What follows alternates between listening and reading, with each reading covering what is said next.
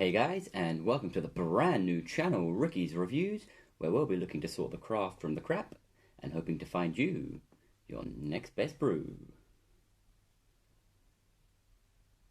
Coming up, we take a short hop over the Severn and take a trip down to the town of Bridgend.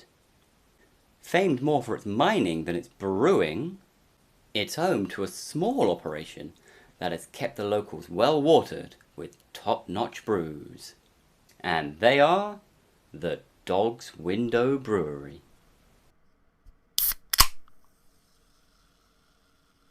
The Dog's Window started out life in 2018 and named for the owner's crazy Jack Russell Beau, who loves nothing more than to watch the world go by from his perch on the windowsill.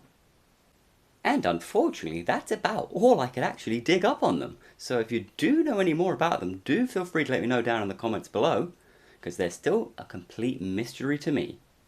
Now, I do remember having a bottle of one of their beers before, but what beer that was, well, I guess I'll never know.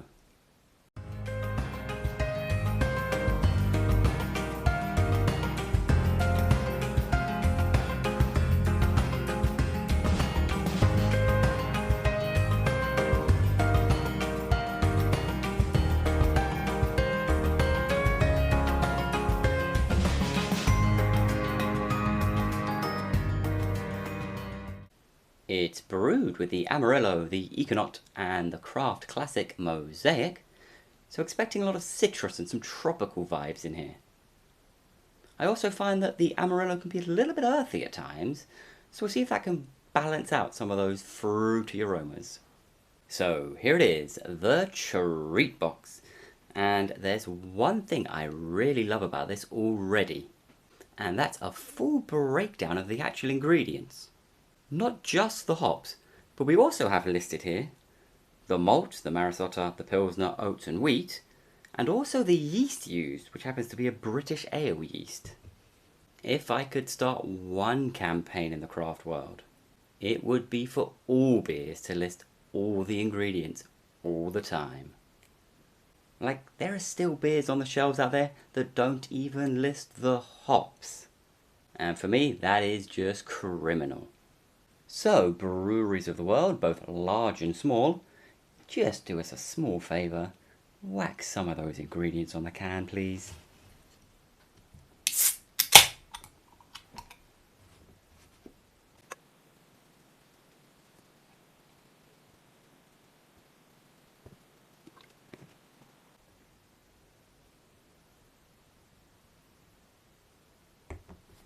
So it does have a real nice haze to it. It's got a nice foamy head too.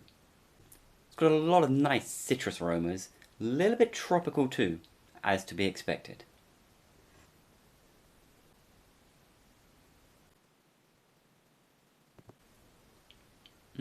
So yeah, the first thing you really get is a huge wave of grapefruit, really citrusy, a real slight bitterness that's growing towards the end.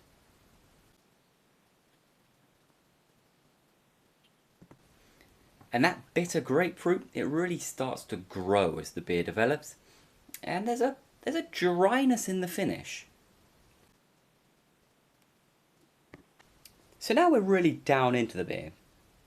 It almost feels like some of those juicy, sweeter tropical notes are really trying to crash the party.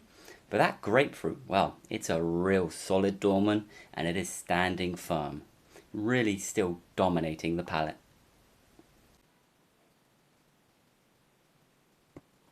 And although some of that bitterness has subsided, it's still very, very much there. But it is no doubt softening towards the end. Less bitterness and a lot smoother in the mouth. So it starts real punchy up top, heavy on the grapefruit and a real bitterness in the tail. And there are plenty of times along the way that you think those more juicy, sweeter, tropical notes are going to start to take hold, but they never really materialize. It definitely does soften towards the end, but those early top notes never really fade off. they just continue to linger there on the mouth. And if I had to give it a rating, well, it's very punchy up top, like I said, but it's never over the top with those grapefruit and that bitterness. And it is very, very drinkable. I'd have just preferred to have that little switch midway through and really let those background tropical and juicy notes come to the fore, as they are always just hiding just a little bit out of sight. But that aside, it's a very, very solid beer. And hey guys, if you have had that beer before, do let me know what you thought down in the comments below, and we'll catch you again very soon for another of Ricky's Reviews.